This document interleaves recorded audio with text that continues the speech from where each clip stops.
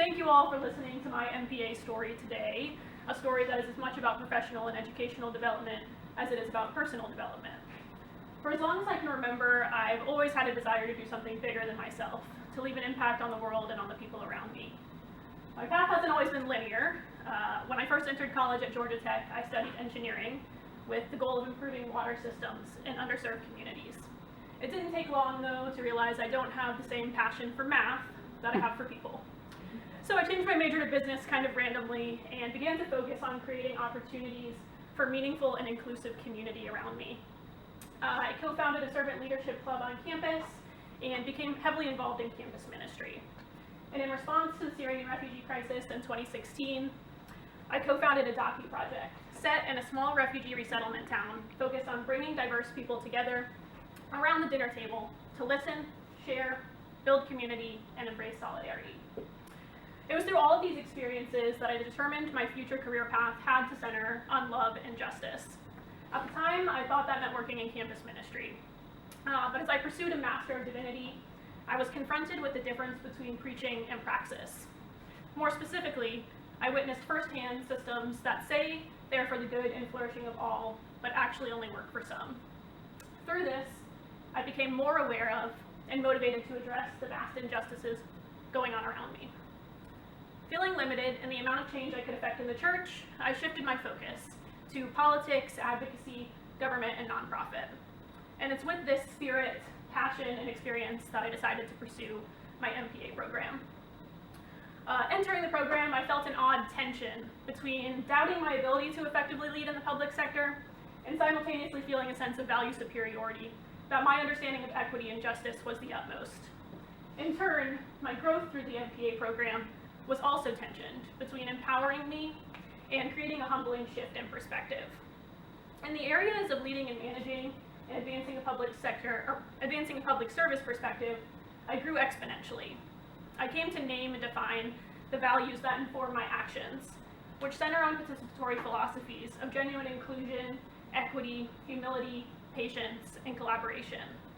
I gained the vocabulary to speak about these values in learning about participatory budgeting, but I've also come to understand what it means to practically translate these values into action across all aspects of public sector work. I've embraced this knowledge and applied these skills directly to my job, facilitating community engagement and the integration of diverse populations into clinical research, seeking to uplift the voices of the marginalized, particularly LGBTQ+, non-English speaking and Black communities in Charleston. The MPA program has taught me to continually evaluate my own personal biases in addition to system-level exclusion, by consistently asking whose voices are missing. It's given me the courage and the confidence to call out unjust and exclusive policies in my workplace and in our broader society. It has also equipped me with the critical thinking skills and analytic skills to work towards creative solutions that are actually responsive to and reflective of community needs. And understanding what it means to serve the public, I also realized the importance of relinquishing the selfish need to control. The need to challenge my personal assessment of public value in favor of co-creation with those most impacted by my work. And the need to broaden my lens on problem definition, what needs fixing and how best to do it. At the beginning of this presentation, I mentioned the observable tension between words and actions, specifically in my experience in the church. I would be remiss to say that this tension does not also exist in public service, but I'm inspired by the encouragement of MPA faculty to embrace a critical perspective in order to make progress from within our imperfect institutions. And I'm inspired by my colleagues' commitment and courage to work towards efficient, effective, and in my opinion, most importantly, equitable public service. In our professional statements, we had to finish the thought, I hope to be a public servant who. I personally hope to be a public servant who centers diverse perspectives, challenges bias and marginalization, commits to curiosity, and makes decisions with communities, not to or for communities. I know that the MPA program has prepared me to do so.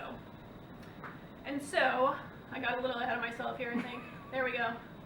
And so, I want to conclude with a thank you to the professors and mentors that have pushed me and supported me throughout the program, to my fellow classmates and students who've gone through this program alongside me. I've learned so much from each of you, and Thank you.